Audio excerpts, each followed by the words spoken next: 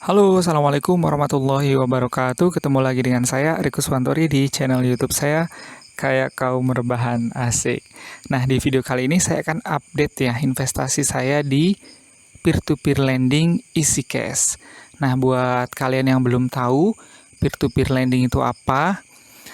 Sekilas saja ya, jadi peer-to-peer lending itu adalah sebuah platform yang mempertemukan borrower atau orang-orang atau bisa juga institusi yang butuh dana ya, bisa juga institusi bisnis yang butuh dana ke orang-orang yang punya dana ya, atau investor atau lender istilahnya kalau di peer-to-peer lending itu.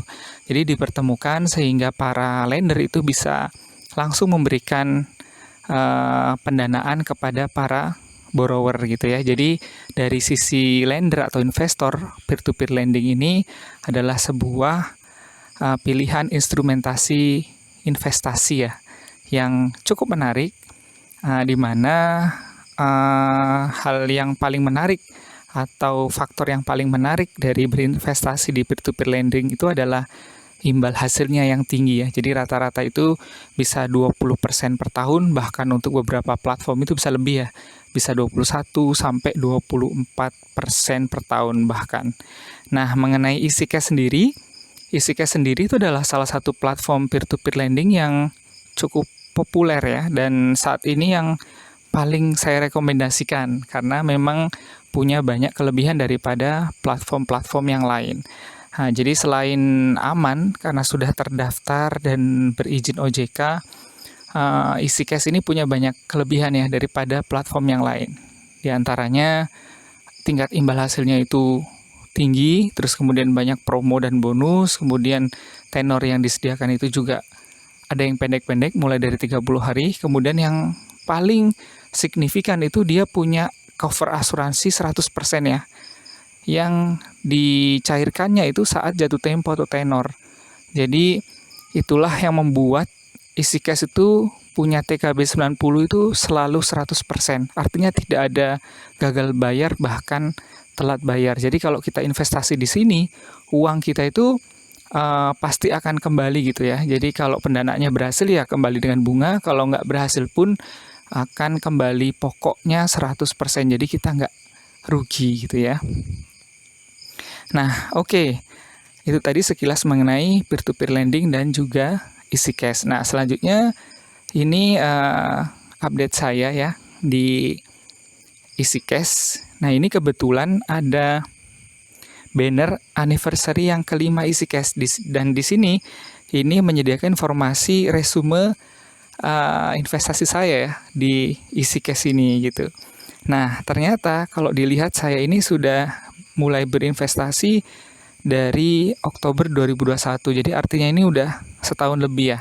Memang sudah setahun lebih sih, tapi waktu awal-awal itu memang baru dana kecil ya. Saya berinvestasi di sini dan ketika besar itu ketika saya sudah close di Investri, kemudian saya mulai migrasi ke sini. Nah, mulai nominalnya itu di atas 100 juta itu sekitar 6 sampai 7 bulanan sebenarnya. Nah, kemudian kalau hal-hal yang lain ya, saya sudah melakukan 150 transaksi dan saya bisa dapat imbal hasil tuh yang tertinggi 25% ya. Pendanaan saya tertinggi itu di sini 100 jutaan gitu. Itu beberapa hal yang menarik sih, yang menggambarkan resume saya berinvestasi di EasyCash gitu ya. Nah, kemudian hal yang update dari EasyCash ini dari sisi tenornya ya. Pertama, ketika update ini saya agak ini nih, yang tenor 30 harinya kemana gitu ya. Ternyata masih ada dan di bawah.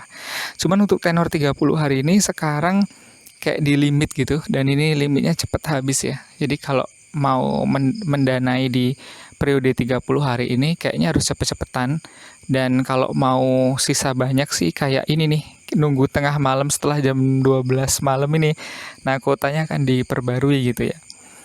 Dan kemudian kalau masih soal tenornya ya, ini ternyata sekarang nambah. Jadi kayak yang periode 120 hari, kemudian 270 hari ini kan sebelumnya nggak ada, jadi sekarang ada. Jadi sekarang itu lebih bervariasi tenor yang disediakan, yang mulai dari 30 hari atau 1 bulan, 2 bulan, 3 bulan, 4 bulan, nah dan seterusnya 6 bulan sampai 1 tahun ya.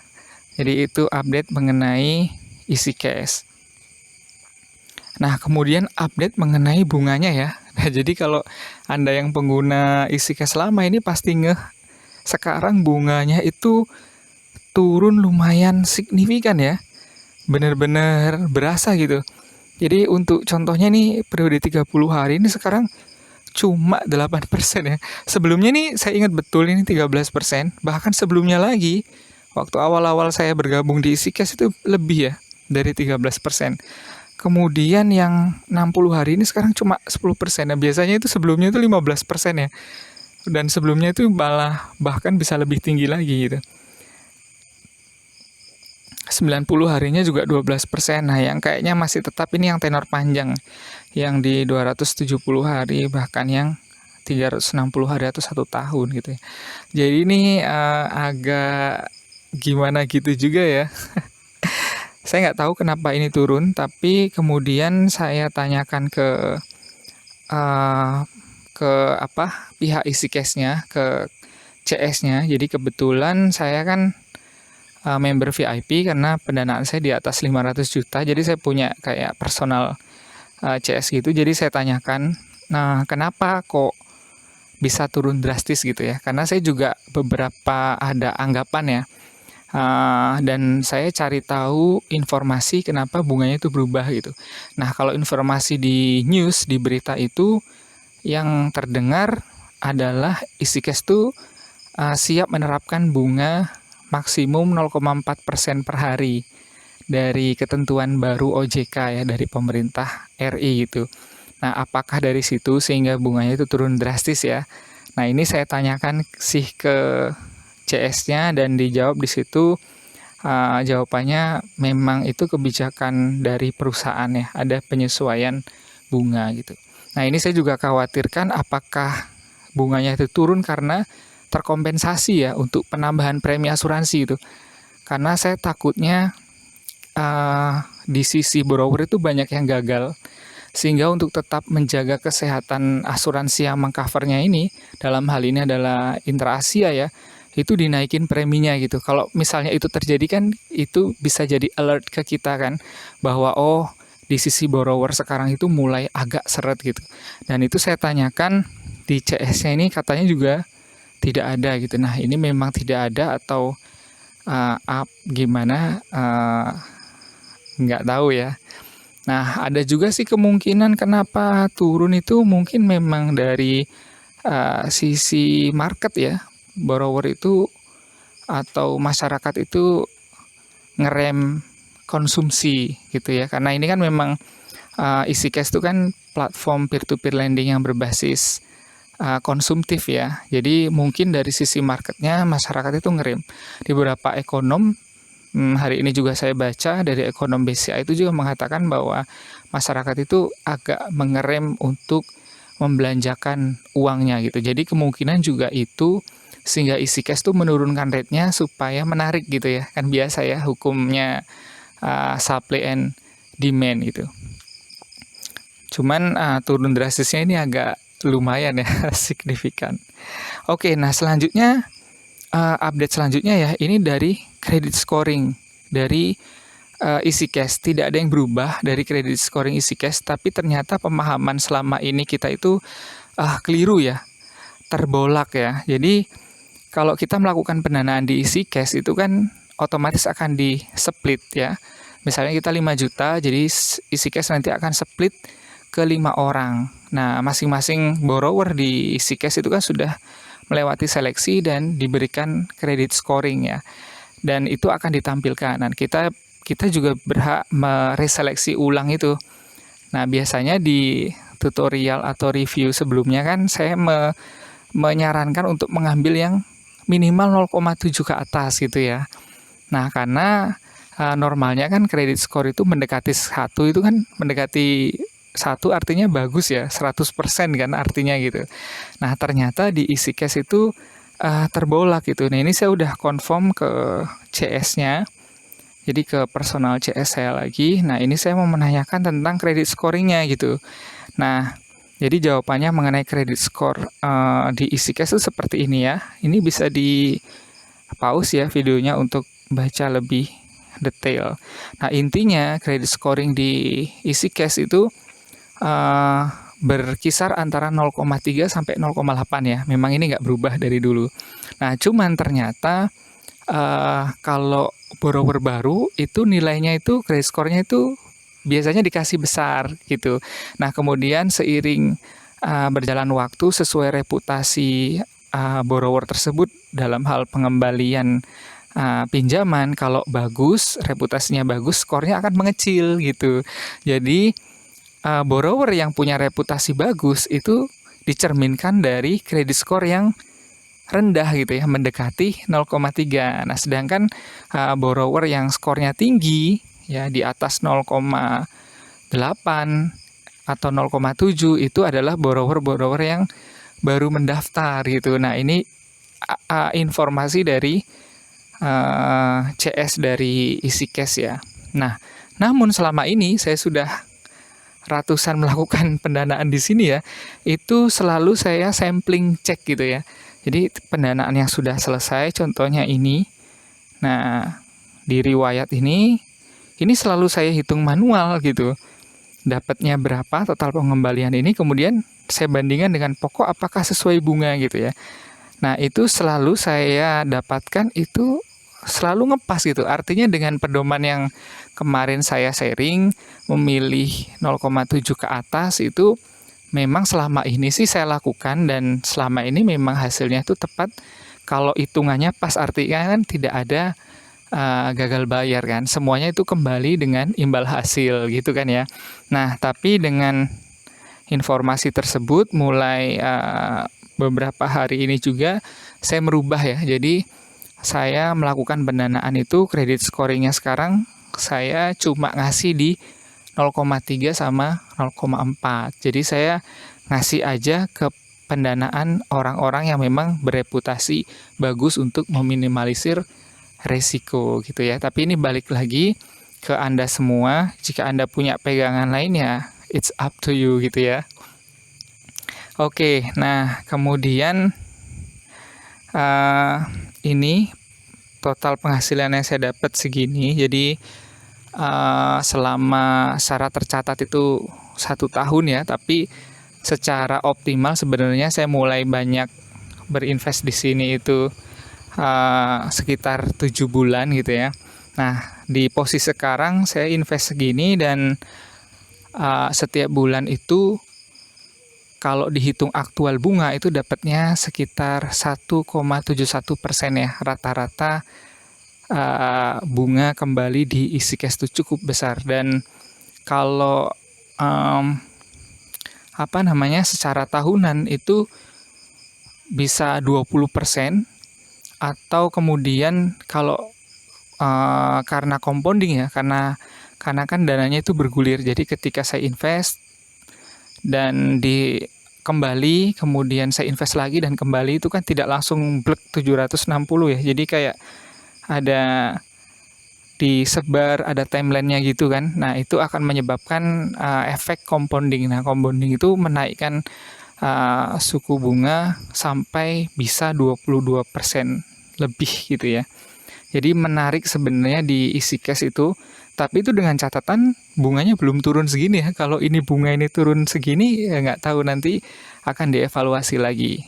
Nah, biasanya juga isi cash itu promonya banyak sih, dan kemungkinan bunga rendah ini nggak bertahan lama. Itu berdasarkan pengalaman saya sih ya di isi cash gitu ya, yang saya amati gitu ya. Nah, kemudian selanjutnya saya tetap melakukan pendanaan itu cuman di tenor-tenor pendek ya, di 1-2 bulan aja sekarang ini malahan, karena tetap antisipasi kegelapan yang diramalkan banyak orang di tahun depan ya. Jadi untuk mitigasi hal tersebut, supaya resiko likuiditasnya itu kecil, jadi saya ngambil tenor-tenor yang pendek-pendek aja. Jadi meskipun bunganya kecil nggak masalah, karena menurut saya yang penting tuh aman dulu. Jadi ketika tenor pendek, kemudian memang hal yang seram gelap tersebut diramalkan itu terjadi, nah kita bisa cepat-cepat hentikan investasi kita di sini gitu. Kalau kita rasa rambatan atau sinyal-sinyal itu sudah parah menuju memang hal-hal yang tidak baik di tahun depan gitu ya. Nah, kemudian nyambung juga pertanyaan bagaimana investasi saya di sini untuk menyikapi ramalan di tahun depan ya.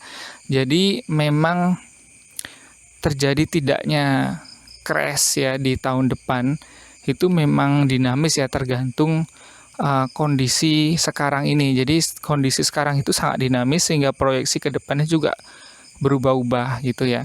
Tapi saya tetap antisipasi hal tersebut, tapi saya juga tidak mau kehilangan waktu untuk berinvestasi ya, karena saya memang full time investor. Saya tidak ada income lain selain dari passive income dari investasi saya gitu ya.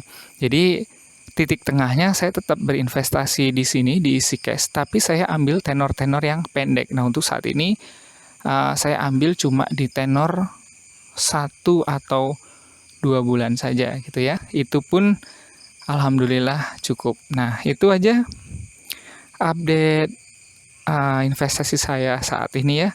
Jadi intinya sekarang di EasyCash itu ada perubahan tenor dan bunga ya. Kemudian saya merubah pendanaan berdasarkan kredit skornya. Sebelumnya saya hanya memberikan pendanaan untuk borrower dengan kredit skor 0,7 ke atas, sekarang cuma 0,3 sekian dan 0,4 sekian gitu ya. Nah, kemudian saya sekarang lebih strict, ngambil tenor pendanaan cuma 1 sampai 3 bulan aja untuk antisipasi atau mitigasi resiko kegelapan di tahun 2023 itu ya. Nah, untuk sebelum bunga turun ini sih pendapatannya itu lumayan ya. Jadi kalau di rata-rata itu saya dapat masih 1,71% rata-rata per bulan. Nah, itu kalau dirupiahkan dengan modal sekian, itu kira-kira dapatnya 13 jutaan itu ya, net setelah kepotong pajak ya. Itu memang lumayan. Oke, itu saja yang bisa saya sampaikan. Mohon maaf kalau ada salah, dan video ini dibuat bukan untuk flexing ya, bukan untuk gaya-gayaan, tapi ini hanya menyediakan konten yang semoga bermanfaat untuk Anda semua.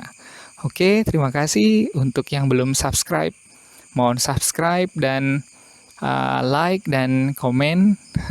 Serta kalau Anda tertarik dengan EasyCash, berinvestasi di EasyCash ini, Anda bisa tonton video saya yang satunya untuk mengenai review dan tips berinvestasi di sana. Dan jangan lupa gunakan kode referral saya untuk mengapresiasi video ini, dan juga Anda bisa mendapatkan tambahan bonus dengan menggunakan kode referral tersebut.